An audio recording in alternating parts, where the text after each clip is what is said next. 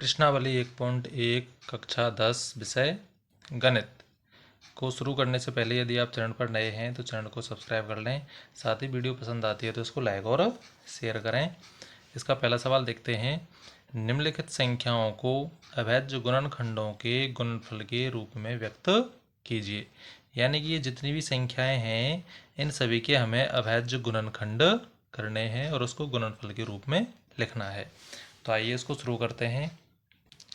तो इसमें सबसे पहले हम अभाज्य संख्या और भाज्य संख्याएं समझते हैं। तो देखो अभाज्य संख्याएं क्या होती हैं। तो वे संख्याएं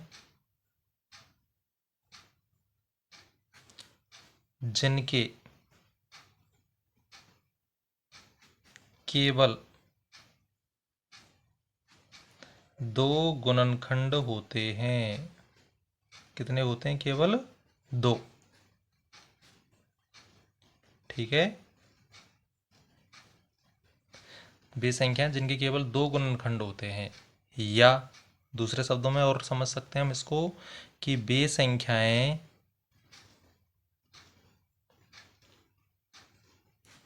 जिसमें केवल एक और स्वयं संख्या का भाग जाता है। स्वयं संख्या का भाग जाए, अन्य किसी भी संख्या का भाग नहीं जाए।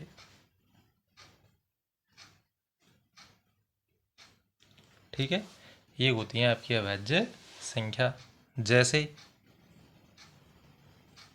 अभाज्य संख्याएं होती कौन कौन सी हैं?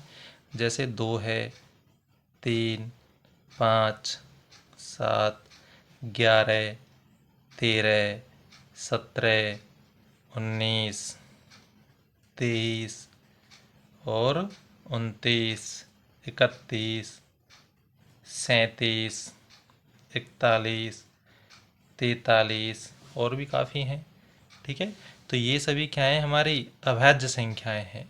ठीक है, और जब भी हम अभाज्य गुणनखंड करेंगे तो केवल इन्हीं संख्याओं का भाग देंगे। अभाज्य गुणनखंड करते हैं तो अभाज्य संख्याओं का ही भाग देते हैं, अन्य किसी भी संख्या का भाग नहीं देते हैं। ठीक है, तो ये आपको ध्यान में रखना है। अब दूसरा समझते हैं भाज्य संख्याएं। ठीक है, तो भाज्य संख्याएं ये क्या होती हैं?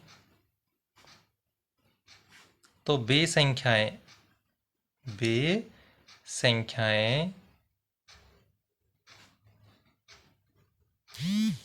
जिनके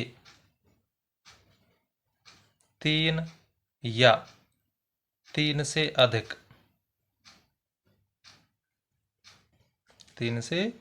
अधिक गुणनखंड होते हैं।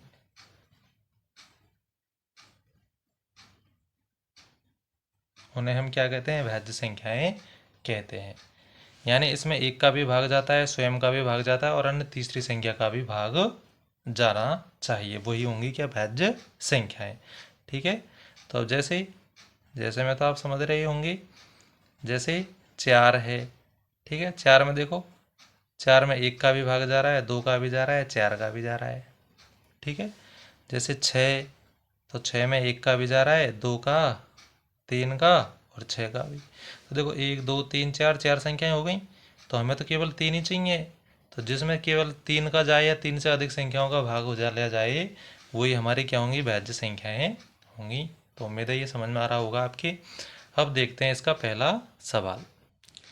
पहला सवाल है 140, यानी हमें 140 के अभाज्य गुणनखंड करने हैं। ठीक, तो ये पहला सवाल लिख लिया मैंने 140। तो देखो 140 के अभाज्य गुणनखंड करते हैं। तो अभाज्य गुणनखंड करना आपको आता ही होगा, और नहीं आता है तो देखो इसको सबसे पहले देंगे 2 का। अब 2 का ही क्यों देंगे? क्योंकि देखो अभाज्य संख्या यही तो हैं, तो हमें इन्हीं संख्याओं का भाग देना है, अन्य किसी संख्याओं का भाग नहीं देना है। ठीक है, और छोटी से छोटी संख्या का भाग देते हैं। और ये भाग तब तक देते हैं जब तक नीचे क्या नहीं आ जाए, 1 नहीं आ जाए।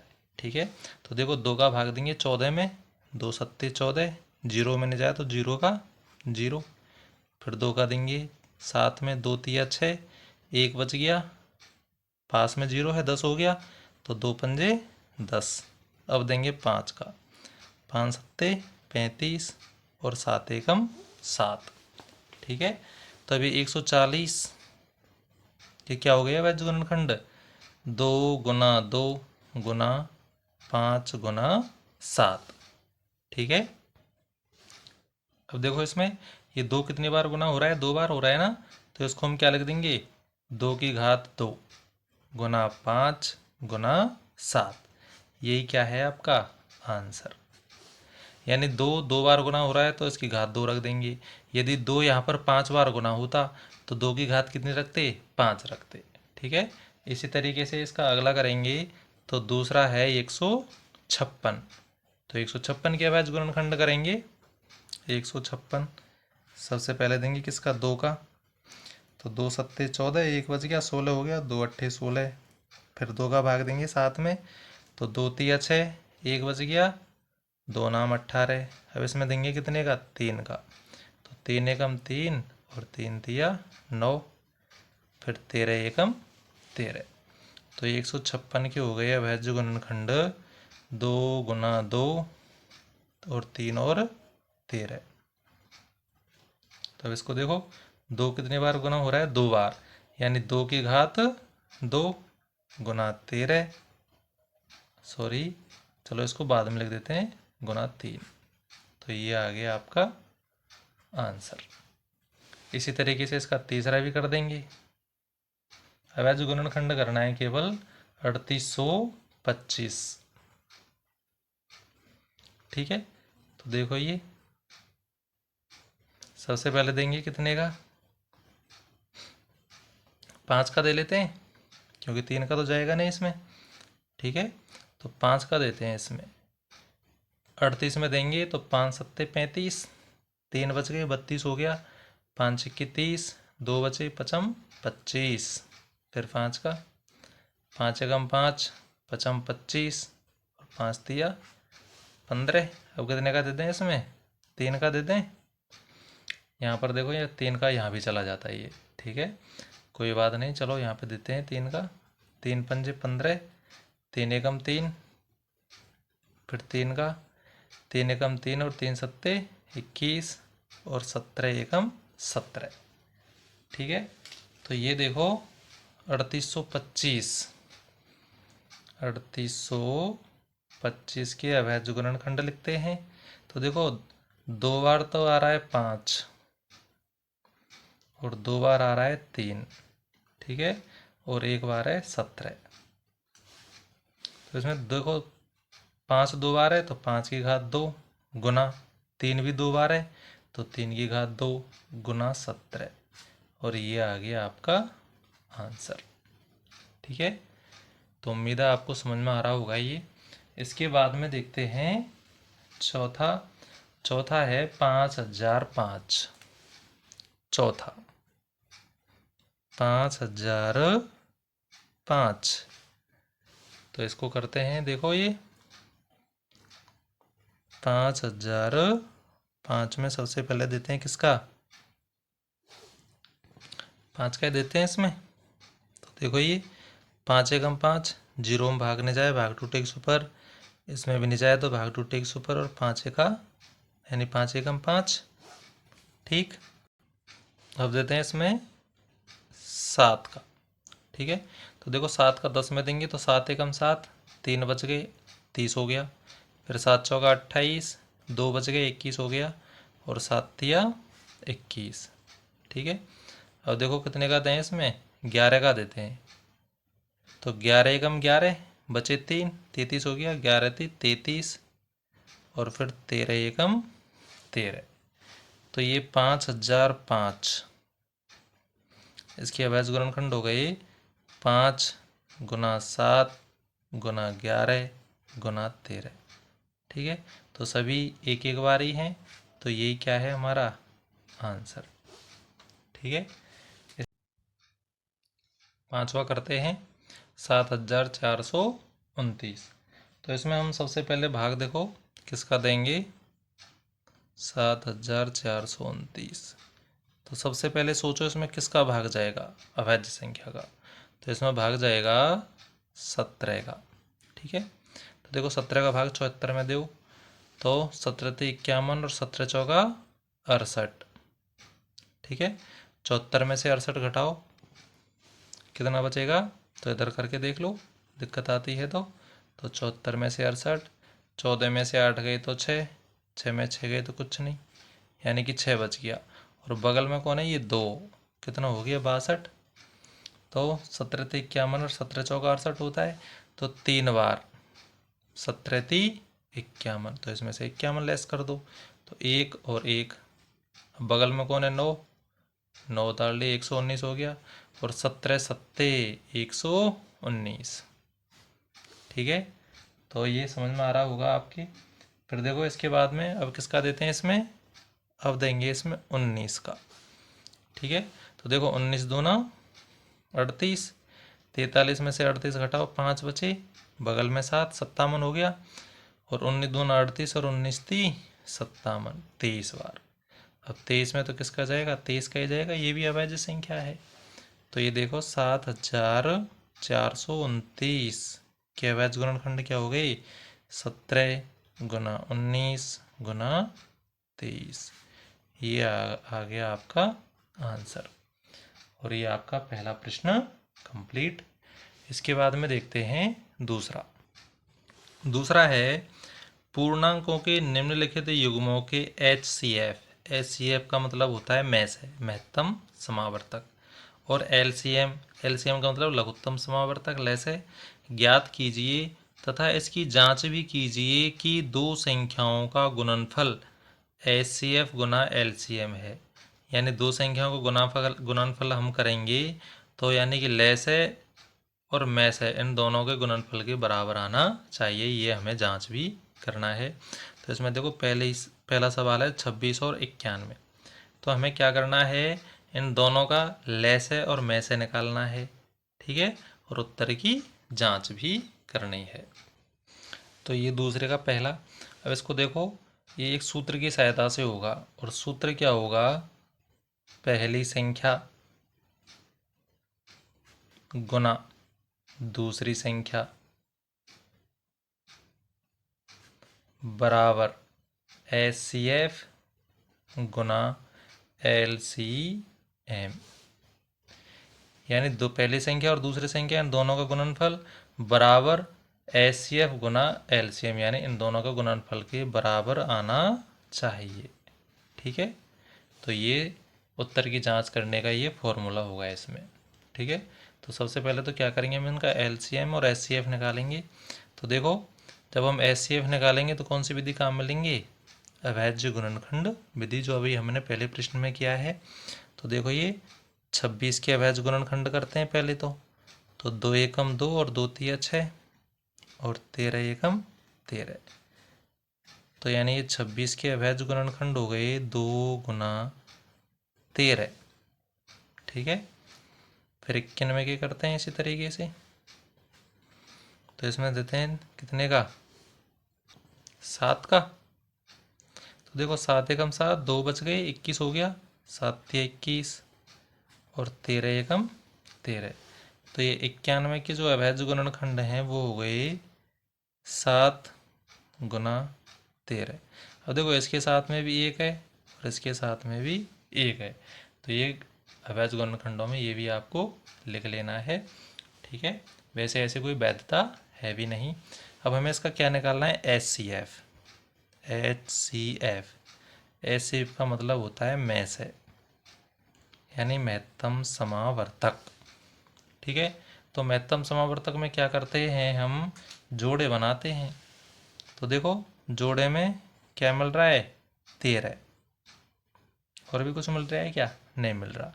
तो जो जोड़े में आ रहा है वही हमारा क्या होगा, मैस है, HCF होगा। तो जोड़े में कौन आ रहा है, 13 का जोड़ा बन रहा है, तो ये HCF भी हमारा क्या हो गया, 13। और किसी का जोड़ा बन रहा है क्या? नहीं बन रहा। ठीक है, एक है तो 13 गुना हम एक करेंगे, चलो एक ये भी ले लेते हैं। तो 13 गुना एक किया तो क्या आ जाएगा? 13 ही आ जाएगा ये। ठीक है, तो HCF तो आ गया 13। अब हमें इससे क्या निकालना है? LCM। LCM का मतलब होता है लेस है। लेस है का मतलब लघुत्तम समावर्तक। अब इसमें क्या करेंगे देखो, LCM जब निकालते हैं तो पहले तो जो जोड़े में आ रहा है ना, जो इस जोड़े में से 13 ले लिया और इस जोड़े में से ले लिया एक। अब जोड़े किस किस के नहीं बन रहे हैं? तो ये 2 का भी जोड़ा नहीं बन रहा है, 7 का भी नहीं बन रहा है। तो जिनका जोड़ा नहीं बनता है ना, उन सबको भी गुना कर देते हैं। तो देखो ये 13 एकम 13, फिर 13 दूना 26 और 26 गुना 7 करना है। 26 गुना 7, तो देखो 7 छिक्की 42, हासिल 4, 7 दूनी 4, वो 7 दूनी 14, 14 और 4 18, 182। तो LCM कितना आ गया? 182। और HCF कितना आया है? 13। अब हमें क्या करनी है? इसमें हमें जांच भी करनी है। ठीक है, तो देखो इधर कर लेते हैं जांच। ठीक है, तो जांच में क्या करेंगे? पहली संख्या गुना दूसरी संख्या बराबर HCF गुना LCM। ठीक है, तो देखो पहली संख्या तो क्या है हमारी? 26। दूसरी संख्या क्या है? 91। HCF कितना आया है? 13। और LCM आया है 182। अब इनका हमें क्या करना है? गुना करना है। ठीक है, तो गुना करो। देखो अब गुना की क्रिया आपको अलग से करनी है ये, तो गुना हम कर लेते हैं इसको 26 गुना 91 यहाँ कर लेते हैं। 26 गुना 91, तो देखो एक से करेंगे तो ये 26 आ जाएगा। 9 गुना 6, 9 छिक्की 54, हासिल 5, 9 दूनी 18, 18 और 5 23, तो 6 6 3 2, यानी 2366 आ गया। कितना आ गया? 2366 बराबर। अब करते हैं 13 गुना 182। तो देखो ये 182 गुना 13, तो 13 दूना 26, हासिल 2। फिर 13 गुना 8, तो 13 पंजे 65, 13 78, 63 91, 13 अट्ठी 104, 104 और 2 106, हासिल 10। फिर देखो 13 का पाड़ा एक बार 13, 13 और 10 23, ये भी कितना आ रहा है? 2366। 2366। तो देखो ये बायां पक्ष और ये दायां पक्ष दोनों कैसे आ रहे हैं? बराबर। तो ये यदि बराबर आ रहे हैं तो क्या है? ये सही है। और यही तो हमसे क्या है? पूछवा रहा है। तो यही है हमारा आंसर। ठीक है, तो उम्मीद है आपको समझ में आया होगा। यदि समझ में आता है तो वीडियो को लाइक और शेयर करें, साथ ही चैनल को सब्सक्राइब भी करें, जिससे आने वाली प्रत्येक वीडियो की नोटिफिकेशन सबसे पहले आपके पास पहुंचे।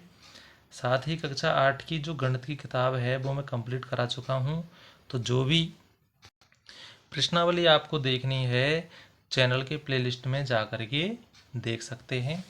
अब देखते हैं इसके बाद में दूसरा है 510 और 92।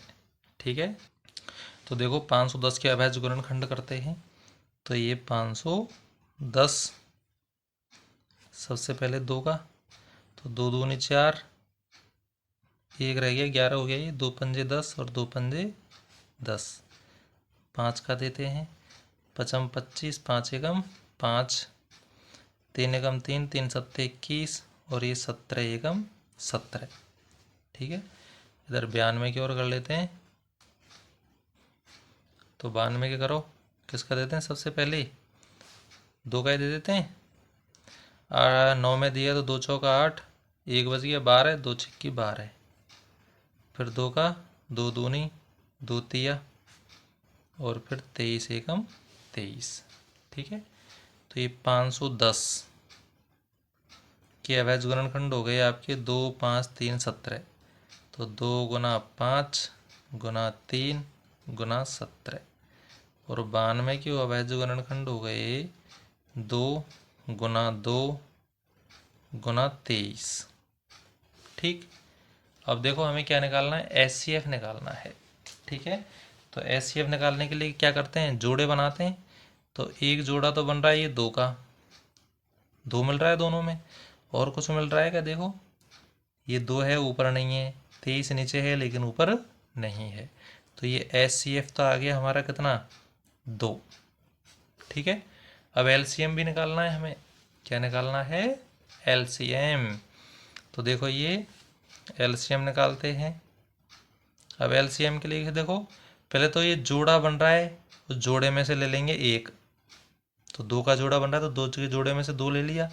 अब जोड़े किस किस के नहीं बन रहे हैं, तो देखो 5 का भी नहीं है, 3 का भी नहीं है, 17 का भी नहीं है, तो इन सबको गुना कर दो। तो 5 गुना 3 गुना 17, और नीचे इस 2 का भी नहीं है और 23 का भी नहीं है, तो गुना 2 गुना 23। अब हमें इसका क्या करना है, गुना करना है। ठीक है, तो देखो ये गुना करते हैं, तो 2 गुना 5 किया तो 10, 10 गुना 3 किया तो 10 तिया 30, और 30 गुना 17 करेंगे, 30 गुना 17, तो ये कितना आ जाएगा, 17 × 51 यानी 510। यहाँ से लेकर के यहाँ तक गुना किया तो 510 आ गया। अब फिर देखो 23 गुना 2, तो 23 दूना 46। अब इनको गुना कर दो यहाँ पर, तो गुना करेंगे इनका, तो गुना आ जाएगा कितना, देखो चलो 6 का 0, 6 एकम 6, 6 पंजे 30, फिर 4 एकम 4 का पड़ा 0 बार तो 0, 4 एकम 4 और 4 पंजे 20, 0 6 4 3 2, यानी कि एलसीएम आ गया कितना, 23,460। अब हमें क्या करनी है, जांच करनी है, क्या करनी है, जांच। तो यहाँ पर करते हैं जांच।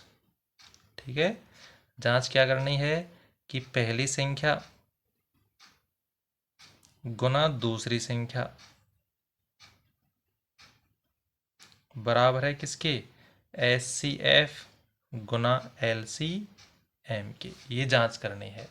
तो इसमें देखो पहली संख्या कितनी है, 510 और दूसरी है 92, तो 510 गुना 92, और एचसीएफ कितना आया है 2, गुना एलसीएम कितना है 23,460। अब हमें इन दोनों को गुना करना है बस। ठीक है, तो देखो पहले तो ये करते हैं 510 गुना 92। ठीक है, 510 गुना 92 करके देखते हैं इधर, तो ये 510 गुना 92 करो, तो देखो ये 0 2 एकम 2, 2 पंजे 10, 0 9 एकम 9, 9 पंजे 45, तो कितना आ गया 0 2 9 6 4, 46,920 आ गया। तो यहाँ पर लिख देंगे हम 46,920। ठीक है, बराबर, अब देखो 23,460, 23,460 गुना 2 करेंगे तो ये भी कितना आएगा, 46,920। तो ये देखो दोनों क्या आ रहे हैं, बराबर आ रहे हैं, तो बराबर आ रहे हैं, तो यही तो हमसे पूछ रहा है कि ये बराबर होते हैं, और यही हमारा है आंसर। ठीक है, तो उम्मीद है समझ में आया होगा। इसके बाद देखते हैं तीसरा। तीसरा है 8 9 25। तो सबसे पहले तो क्या करेंगे, इनके अवैध गुणनखंड, तो 2 का देंगे, 2 चौका 8, फिर 2 दूनी और 2 एकम 2, 9 के अवैध गुणनखंड करते हैं। तो देखो 3 का देंगे, 3 तिया 9, 3 एकम 3। अब 25 के करते हैं, तो देखो 5 25 और फिर 5 एकम 5, तो अब को गुणनफल के रूप में लिखते हैं इनको, तो 8 के हो गए 2 गुना 2 गुना 2, ये लिख दिए। फिर 9 के अवैध गुणनखंड 3 गुना 3। अब देखो इसमें सबके साथ में एक एक और है ये। ठीक है, फिर इसके बाद में देखो 25, 25 के 5 गुना 5 गुना 1। अब आप ये सोच रहे होंगे कि आपने और किसी के गुणनफल के रूप में तो 1 लिखा है, यहाँ पर क्यों लिखा है। ठीक है, तो यहाँ पर ये हमने इसलिए लिखा है क्योंकि ये एक एक ही क्या होगा हमारा HCF होगा। क्यों होगा एक? क्योंकि देखो यहाँ पर किसी के भी जोड़े नहीं बन रहे। देखो दो है, इधर किसी में भी दो नहीं है। तीन है तो देखो ना तो नीचे है ना ऊपर है, ठीक है। तो इसलिए यहाँ पर क्या मिल रहा है, केवल तीनों में एक एक मिल रहा है। तो यही क्या है हमारा HCF, यानी कि मैस है, ठीक है। अब LCM निकालेंगे। तो LCM निकालने का क्या तरीका बताया मैंने, कि जो जोड़ा बन रहा है उसमें से एक ले लेंगे और जिनके जोड़े नहीं बन रहे हैं उन सबको गुना कर देंगे। तो देखो ना तो इसका बन रहा है ना इसका ना इसका, तो इन सबको गुना कर देंगे। फिर इनका भी नहीं बन रहा है तो 3 गुना 3, और नीचे इसका भी नहीं बन रहा है तो 5 गुना 5। अब गुना कर दो सभी को। तो देखो गुना करते हैं, 1 गुना 2 तो 2, 2 दूनी 4, 4 दूनी 8, 8 तिया 24, ठीक है। यहाँ तक आ गया 24। फिर 24 गुना 3 तो 24 दूना 48 और 24 तिया 72, ठीक है। फिर 72 और ये 25, तो 72 गुना 25 करते हैं। क्या करना है हमें, 72 गुना 25। तो देखो 25 दूना 50, हासिल 5, और 25 सत्ते 175, 175 और 5 180, कितना आ गया 1800। तो LCM आ गया आपका 1800 यानी 1800, और HCF तो आया 1 और LCM आया है 18। अब हमें क्या करनी है, इसकी जांच करनी है, ठीक है। तो यहाँ पर करते हैं इसकी जांच, ठीक है। जांच का क्या है, पहली संख्या गुना दूसरी संख्या बराबर HCF गुना LCM। तो पहली संख्या क्या है, अच्छा इसमें तो 3 संख्या हैं, तो यहाँ पर लिख देंगे गुना तीसरी संख्या, यानी तीनों संख्याओं को गुना करना है हमें। तो पहली संख्या गुना दूसरी संख्या गुना तीसरी संख्या। तो देखो पहली संख्या है 8, दूसरी 9, तीसरी 25, और HCF है कितना 1, LCM है कितना 1800। ये हमने इनमें मान रख दी। अब इनको क्या करना है, हमें गुना करना है, ठीक है। तो देखो 8 गुना 9 तो 8 9 72, 72 गुना 25, तो देखो 72 गुना 25 कितना आ रहा है 1800, बराबर 1 गुना 1800, तो ये भी 1800। तो दोनों कैसे आ रहे हैं बराबर, यही है हमारा आंसर। तो उम्मीद है आपको वीडियो पसंद आ रही होगी। फिर इसके बाद में देखते हैं, तो ये तीसरा सवाल आपका कंप्लीट हो गया। अब देखते हैं अगला प्रश्न नंबर 4। HCF यानी 306 और 657 का HCF है कितना 9, ठीक है। और LCM ज्ञात कीजिए, यानी ये दो संख्याएं 306 और 657, तो इनका HCF तो दे रखा है कितना 9, और LCM हमें ज्ञात करना है। यानी दो संख्या दे रखी है, HCF दे रखा है और LCM हमें निकालना है, ठीक है। तो इसमें देखो संख्याएं संख्याएं दी हुई हैं 306 और 657, ठीक है। और HCF ये दिया हुआ है कितना 9, और हमें ज्ञात करना है क्या LCM, ये निकालना है। तो आपने पढ़ा तो यही होगा ही कि पहली संख्या गुना दूसरी संख्या बराबर HCF गुना LCM होता है ना। अब हमें क्या निकालना है, देखो LCM निकालना है, ठीक है। तो LCM के लिए क्या करेंगे हम, पहली संख्या गुना दूसरी संख्या, ठीक है, और बटे कर देंगे क्या HCF, ठीक है। यदि HCF हमें निकालना होता तो हम बटे में क्या रख देते LCM, ठीक है। तो अब इसमें देखो मान रखना है हमें केवल। तो पहली संख्या तो क्या है 306 गुना दूसरी संख्या 657 बटे HCF कितना है 9। क्या निकाल रहे हैं हम LCM, ठीक है। तो अब इसे 9 से काट दो इसको। तो देखो 9 का भाग देंगे इसमें 657 में, तो 9 छिक्की 54 और 9 7 63, 2 बच गई, 27 हो गया और 9 तिया 27। ठीक है, तो ये काट दिया, बचा क्या 306 गुना 73। ठीक है, तो अब इसको हमें क्या करना है, गुना करना है। ठीक है, तो गुना आप रफ कार्य में भी कर सकते हो ना, यहाँ भी कर सको। तो 3 छिक्की 18 और 3 तिया 9, फिर 7 छिक्की 42 और 7 तिया 21, कितना आ गया 8, 3, 9 और 4 13, हासिल 1, 1 और 1 2, और ये 2 का 2। तो एलसीएम कितना आ गया 22,338। और हमसे क्या पूछ रहा था एलसीएम, तो यही है हमारा आंसर। ठीक है, इसके बाद देखते हैं प्रश्न नंबर 5।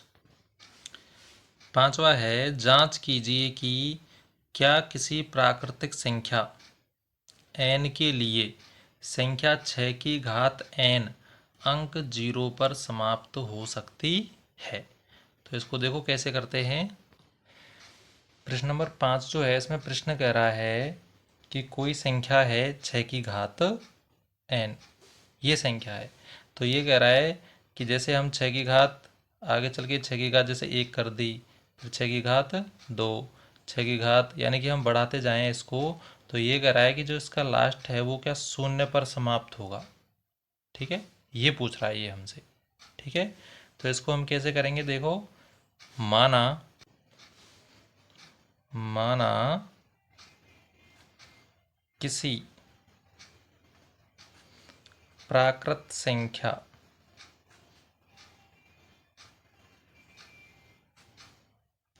n के लिए 6 की घात n शून्य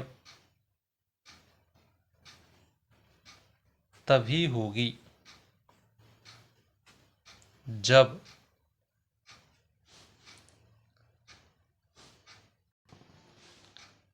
उस संख्या के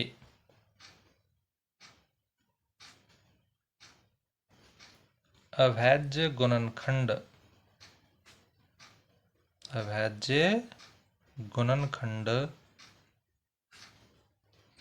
2 गुना 5 के रूप का होगा। ठीक है, यानी जैसे ये 6 की घात n है तो हम 6 के अभाज्य गुणनखंड करते हैं, तो इसके अभाज्य गुणनखंडों में 2 और 5 आना चाहिए। कोई भी संख्या है यदि उसके अभाज्य गुणनखंडों में 2 और 5 आ रहा है तो उसका जो लास्ट का जो रिजल्ट है वो क्या है, शून्य संभव है, अन्यथा नहीं होगा। यदि उसके अभाज्य गुणनखंडों में 2 गुना 5 नहीं आ रहा है तो वो शून्य भी नहीं होगा। ठीक है, तो यहाँ पर लिखेंगे हम, अतः 6 के अभाज्य गुणनखंड करते हैं तो 2 का दिया इसमें 3 और 3 एकम 3, यानी 6 के अभाज्य गुणनखंड क्या हो जाएंगे 2 गुना 3। तो ये तो 2 गुना 3 है और हमें क्या चाहिए 2 गुना 5। तो यहाँ पर लिखेंगे अतः 6 के अभाज्य गुणनखंड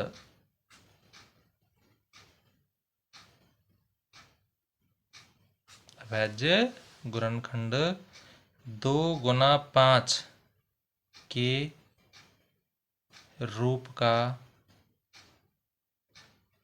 नहीं है। ठीक है, अतः 6 की घात n 6 की घात n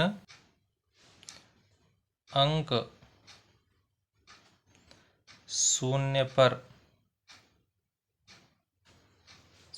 पर समाप्त नहीं होगी,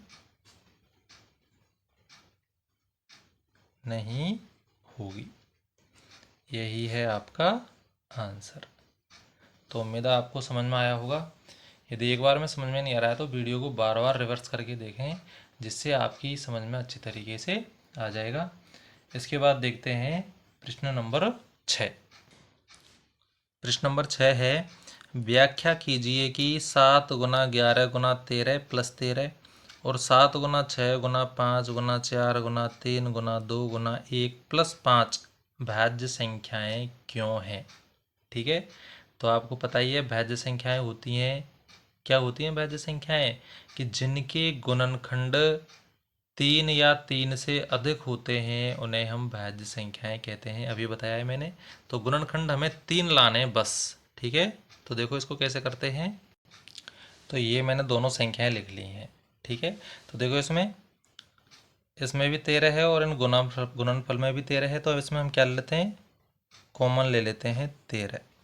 ठीक है, तो देखो ये 7 का 7 गुना 11 गुना 13 कॉमन ले लिया तो 1 प्लस 13। ठीक है, तो देखो ये 13, 7 गुना 11, 11 7 77, 77 गुना 1 किया तो 77, और 77 में अब देखो ये 13 है ना, 13 तो 13 में भाग देंगे हम तो 13 एकम 13, यहाँ पर क्या रह जाएगा, 1 रह जाएगा ये। ठीक है, तो 7 गुना 11 गुना 7 किया तो 77, 77 गुना 1 करेंगे तो 77, और 77 में जोड़ दिया 1, 78। ठीक है, और कोई भी संख्या हो उसको हम 1 से गुना कर सकते हैं, कर सकते हैं नहीं कर सकते, तो इसको मैंने गुना भी कर दिया 1 से। तो अब देखो ये क्या हो गया, 13 कोष्टक का मतलब गुना ही होता है ये, तो 13 गुना 78 गुना 1, तो कितने गुणनखंड हो गए इसके, 3, यानी ये पहला और ये दूसरा और ये तीसरा। तो यहाँ पर लिखेंगे चूंकि यहाँ गुणनखंडों की संख्या, गुणनखंडों की संख्या 3 है, इसलिए यह एक भाज्य संख्या है।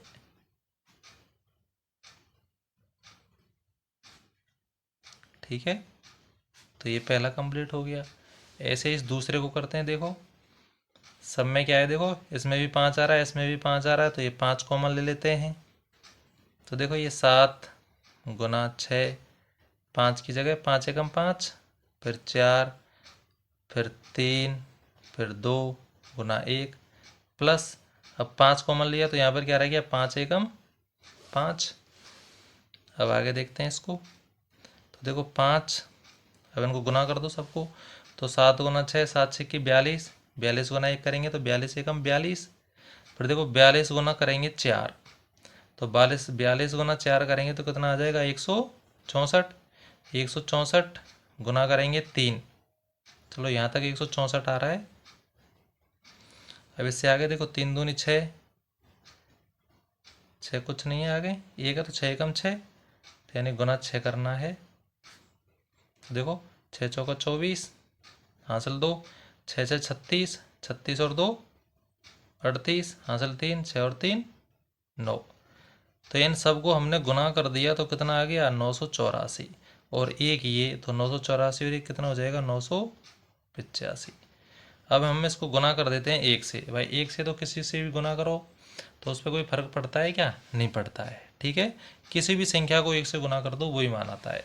जैसे मैंने 5 गुना 1 किया तो क्या आएगा, 5 ही आएगा। ठीक है, तो अब इसमें देखो, तो देखो ये 5 कोष्टक जो होता है गुना करता है, तो गुना 985 और गुना 1, तो गुणनखंड कितने हो गए, 3 हो गए, 5 हो गया, 985 हो गया, 1 हो गया। तो यहाँ पे लिखेंगे चूंकि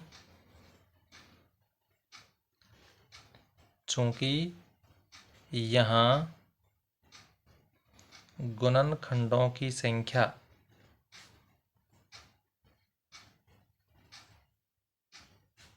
कितनी है, 3 है। ठीक है, इसलिए देखो चूंकि में ये नीचे आता है। ठीक है, इसलिए यह एक भाज्य संख्या है। ठीक है, तो ये हमारा ये भी कंप्लीट हो गया। तो इस तरीके से प्रश्न नंबर 6 को हम कर देंगे। ठीक है, तो वीडियो पसंद आती है तो लाइक और शेयर करें, साथ ही चैनल पर नए हैं तो चैनल को सब्सक्राइब जरूर कर लें। अब इसके बाद में देखते हैं अगला प्रश्न, सातवां। सातवां है, किसी खेल के मैदान के चारों ओर एक वृत्ताकार पथ है। ठीक है, यानी एक वृत्ताकार पथ है एक खेत के चारों ओर। इस मैदान का एक चक्कर लगाने में सोनिया को 18 मिनट लगते हैं, जबकि इसी मैदान का एक चक्कर लगाने में रवि को 12 मिनट लगते हैं। मान लीजिए वे दोनों एक ही स्थान और एक ही समय पर चलना प्रारंभ करके एक ही दिशा में चलते हैं तो कितने समय बाद वे पुनः प्रारंभिक स्थान पर मिलेंगे। यानी ये प्रश्न जो है वो क्या कह रहा है, देखो ये प्रश्न कह रहा है कि एक खेल का मैदान है जिसके चारों ओर एक वृत्ताकार पथ है। तो जैसे ये खेल का मैदान है ये, ठीक है, और इस मैदान के चारों ओर वृत्ताकार पथ है ये। ठीक है, वृत्ताकार पथ का मतलब वृत्ताकार रास्ता ये। ठीक है, ये इसके चारों ओर क्या है, वृत्ताकार पथ। ठीक है, अब क्या है देखो, इसमें सोनिया है, जैसे स्थान ये ले लिया सोनिया, यहाँ पर है, यहाँ पर सोनिया। ठीक है, और सोनिया क्या करती है, यहाँ से चलना प्रारंभ करती है, दौड़ना, और ये घूमते घूमते यहाँ पर इधर से चली और वापस इधर आने में कितने मिनट ले रही है वो, 18 मिनट। ठीक है, समय कितना ले रही है, 18 मिनट। और रवि है, रवि भी यहीं से घूमना शुरू करता है, यानी यहाँ से दौड़ता है रवि भी। ठीक है, और रवि घूमते हुए चलता है तो उसको कितना समय लगता है, रवि को लगते हैं 12 मिनट। अब प्रश्न कह रहा है कि दोनों यहाँ से दोनों एक साथ दौड़े तो वे पुनः दोबारा इसी जगह पर कब मिलेंगे, यानी कितने समय बाद में मिलेंगे, यानी कि जल्दी से जल्दी कब मिलेंगे, न्यूनतम समय में।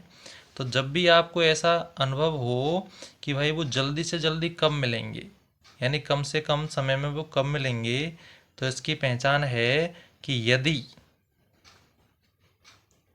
क्या कम से कम, ठीक है, या न्यूनतम। ठीक है, इन शब्दों का यदि आपको बोध होता है तो वहां पर क्या निकालेंगे हम, एलसीएम।